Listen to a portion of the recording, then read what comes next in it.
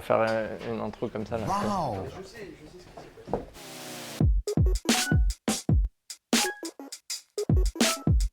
Dans ce troisième épisode de Hard Secret, on vous partage l'épisode de la crise Covid et comment ça nous a affecté, nous particulièrement, en tant que startup hardware. Début 2020, nous avons un produit certifié, nous livrons les premières unités sorties de l'usine de Toshiba à Dieppe et nous sommes sur une phase ascendante avec une belle traction.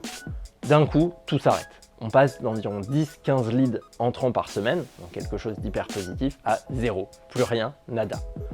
On a dû se poser énormément de questions sur l'avenir même de notre produit qui est fait pour rassembler les gens, pour collaborer en présentiel ensemble autour d'une surface. Bien sûr, nous ne sommes pas les plus à plaindre et notre activité n'est pas la plus durement touchée.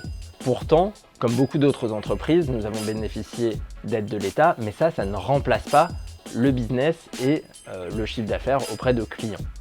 Toute cette phase a été assez complexe à gérer et nous avons dû faire le dos rond, en particulier à un point très précis qui est l'approvisionnement.